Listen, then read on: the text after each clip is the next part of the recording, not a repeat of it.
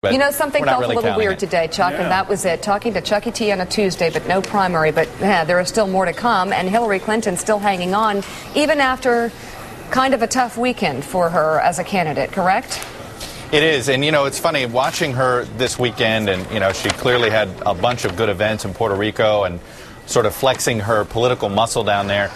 But you know, she's having a harder and harder time, I think, making the case for why staying in versus suspending her candidacy would be better. You almost wonder if looking back 6 months from now, 3 years from now, if she's prepping for another bid, if she's going to regret having continued this campaign full bore.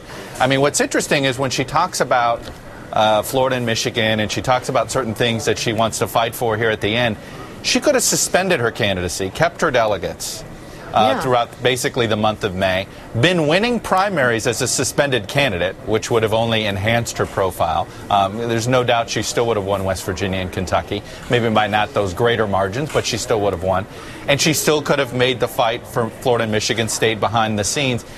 But then, by staying in, you know, that's what led to that sort of flub on Friday. Now, it was something that I think folks went over the top about, and clearly that wasn't, you know, she wasn't referring to assassination, but she is not making any friends with Obama Nation. No. And the fact is, if she ever wants to be president, she's going to have to make friends with Obama Nation. Gosh, you bring up a good point. Suspending and then winning some primaries as a suspended candidate is a huge strategic option that has not been taken. Mike Barnacle, jump in. Has anybody ever encountered a living human being who has said, I'm not voting for Obama in the fall because of the way they treated the Michigan and Florida delegations?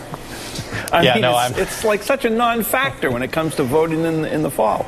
It is. I mean, I think when people say that they're not going to vote for Obama, they're mad at him personally. You know, they think that somehow he has wronged Senator Clinton. Though, I'll say this, I do find when you talk to partisans on both sides, the Clinton people are not angry at Obama. They're angry at other factors. They're angry at the media. They're angry at the DNC. They're angry at some people that ran her campaign. Obama voters are angry at the Clintons. And I think this goes back to what we talked about at the beginning, the sort of the political problem that I think Senator Clinton is facing when it comes to her future. She has to figure out how to reach out to this Obama Nation, because these folks, whether it's rational or not, have absolutely come to be very, I don't want to say hate, that's a strong word, but to be very, you know, to loathe lots of folks on the Clinton side, including Senator Clinton, including President Clinton, and she needs to figure out how to, for her political future, if she ever wants to run for president, to win these folks back over.